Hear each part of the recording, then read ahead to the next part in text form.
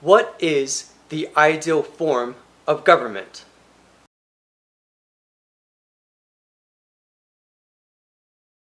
Hey, what's up? I'm Phoenix and welcome back to my YouTube channel. I encourage you to hit that like button, to subscribe for more quality content, and to share with your friends. I also encourage you to check out my books on my author page. I will put the link in the description, and be sure to check out the playlists for more videos.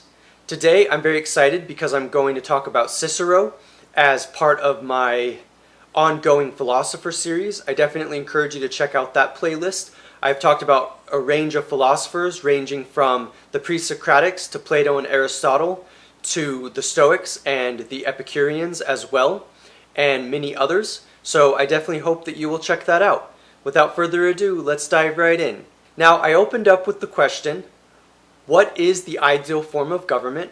As you may remember from some of my other videos with talking about Plato specifically, I have worked through the problem of what makes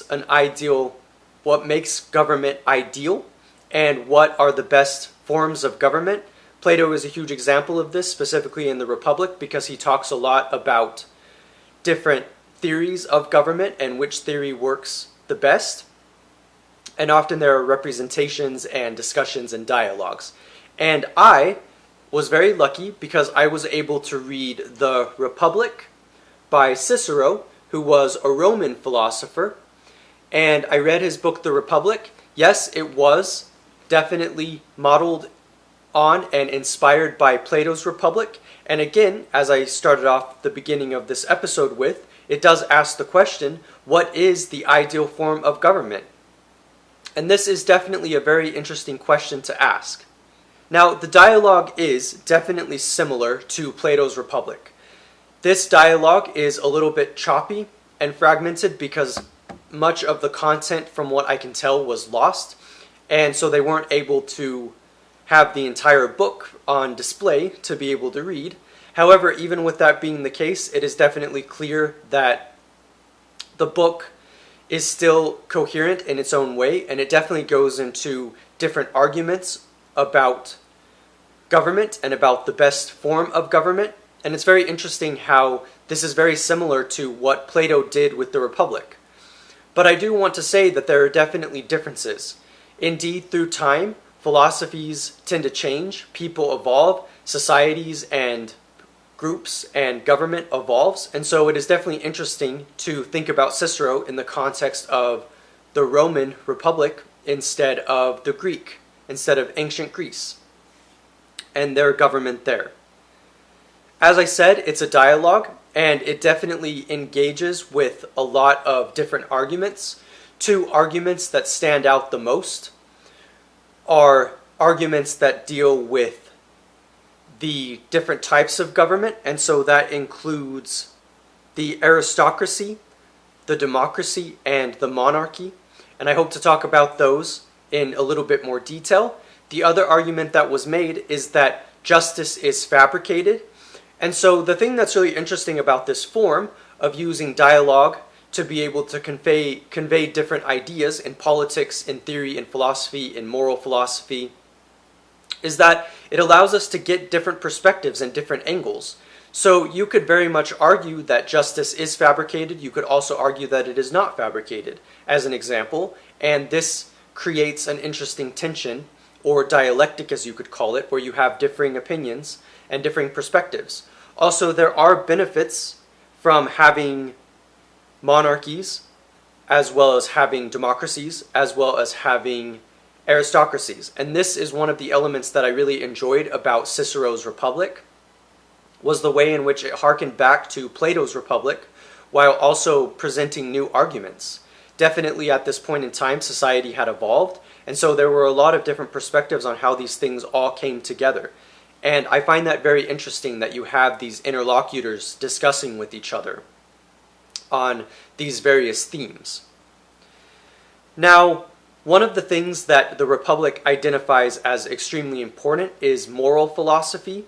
And moral philosophy, as you can imagine, is the study of morality in terms of how people should behave, how people should choose to be. And one of the arguments that is presented throughout this book is the notion that moral philosophy is more important than something like cosmology or astronomy or physics. So basically the sciences, or at least the empirical philosophies that many philosophers have postulated upon. And this is very important when considering that there are philosophers in the past, before the ancient Romans, who did see philosophy as being, moral philosophy specifically, as being the most important. Socrates is an exemplar of this specific mentality. And the reason is because Socrates very much cared about how people should behave. He cared about the kinds of decisions that they should make. And he very much cared about all of those things. And so, if you remember, we did have the pre-Socratics who talked a lot about cosmology and the universe and abstract principles in the world, in the metaphysical world. And such things are very important for talking about. But moral philosophy is also another important aspect of philosophy and of the world as well. And so there definitely is, in some senses, a discussion of values. What about philosophy and politics and government and the world itself is worth talking about? And while I myself would not necessarily say that moral philosophy is always the most important, because I think there are many different branches in philosophy that are very valuable, and I think there are other branches in knowledge and in the study of knowledge that are very important. I do think that science is very important. Nonetheless, I understand why they were arguing for this intense morality, because they were trying to organize the world. Cicero was a statesman, and this is one of the interesting things that I enjoyed about the Republic, which was the way that a statesman of who is a person that communicates the values of government and of the government, and communicates politics and communicates morality, is in a very interesting sense in contrast, yet also amplified by moral philosophy. And so I find this tension as well as conjunction to be very interesting, because one of the ideas that you end up with is that moral philosophy can instruct the statesman. If the statesman, like Cicero himself, is able to communicate values in a persuasive and cohesive way, it's certainly, from what I would assume based off my reading, that government can be more cohesive, that we more understand where politicians are coming from. And of course, politics is a complicated thing in the world and has always been this way. But it seems as though Cicero is a lot more optimistic about the role of the statesman and about the role of moral philosophy, because he assumes that things in the community and in society and in politics and government can be better. He assumes that we can organize these things in very interesting and valuable ways. And that's why the statesman is important. The statesman is a kind of orator. He is a kind of rhetorician. And he is able to convey very important truths about the world and about the government and about politics. And it definitely makes it very interesting to think about the statesman as being instructed by moral philosophy. Now, one of the points that I think that is very important that Cicero brings up is that government and politics and moral philosophy are all things that we should definitely engage with.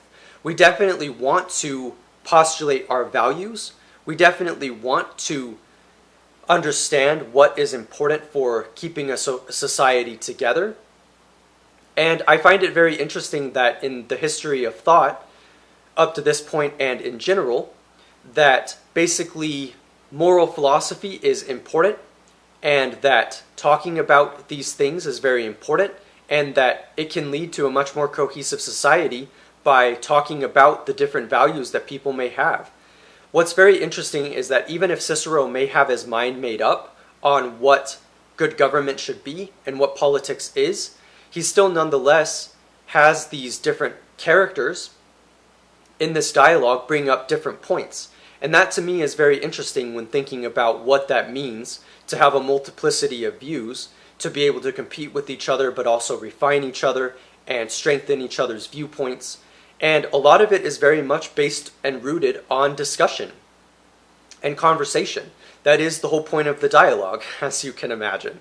And it definitely brings a lot of value to society and to culture and community to be able to talk about these varying views.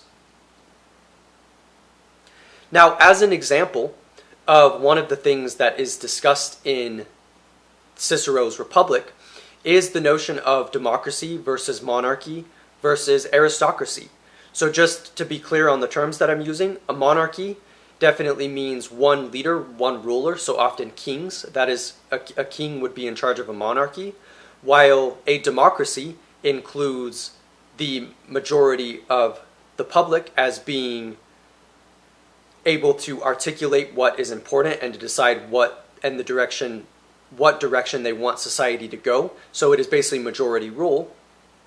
While an aristocracy is basically an oligarchy where you have an elite, and the elite is able to be in charge of the government. And so these are all differing views, and it's very remarkable the way that Cicero talks about these themes and some of the drawbacks. So for instance, one of the problems with democracy is definitely the idea that the majority rule can be a mob, in a sense, that it isn't always fair, that just because it is the majority doesn't mean that it is actually fair. Another example is that the aristocracy might become too elitist and they might become too powerful, and this is the same with monarchy. And as you can see, these themes are very important to discuss because they definitely bring a lot of things into consideration, and they definitely do bring a lot of questions to be able to ask and to be able to explore. And this is what I really, really love about the Republic and about philosophy in general, is being able to postulate different arguments, different aspects of the world that you were able to discuss. And I find that to be very valuable. So you might be wondering what I, as Phoenix, think of Cicero's Republic, and I would like to delve into that. So basically, I like Cicero's Republic. I wish that it wasn't so fragmented and that I could have read the entire form of the book. I wish that it hadn't been fragmented, but I did find it very interesting to be able to read, and it was interesting to compare it to the Republic by Plato. It is definitely very valuable to acknowledge that there are differing views in the world, and I myself try to understand in a dialectical fashion the different approaches to living life, the different philosophies that people have. And I honestly find that to be a very valuable approach. Now, I will admit, I am not the biggest fan of politics. I know that politics is important, but I often feel that politics becomes convoluted and there aren't discussions. So if anything, I really appreciate that in Plato's Republic and in Cicero's Republic, there is open dialogue. There are people who are able to communicate with each other. And I think this is a very important element to have in our discussions, in community, and in our discourses. I think that it definitely allows for people to hash out these ideas and to be able to work out solutions to problems, to very real problems. And I do wish that politics and the state and government would strive for that approach more, that it would try to have a neutral perspective, or at least a more balanced perspective, a more multifaceted perspective on what these things mean. Now, of course, this is just my opinion, and definitely if my perspective was embedded in the Republic, either by Plato or Cicero, it would definitely be simply one perspective, but it would be interesting to see how such a perspective would benefit the community and would add nuance and richness and depth to all of the other discussions that are happening in the world on a daily basis, as well as in these texts that I'm talking about. I do think that government is important. I definitely think that as well moral philosophy is important, and I think these are important things to think about, but I myself am definitely less politically minded, and even though I find it interesting and I think that it is definitely very valuable, I do find myself focusing on other things such as metaphysics or science or a variety of other things that keep me interested in the world. And so even though I think that politics is important, I think what we really need is a multiplicity of views, and I think that we definitely get this by reading The Republic by Cicero. So I'm Phoenix, and I hope that you enjoyed this discussion on Cicero. I hope that you will check out the book.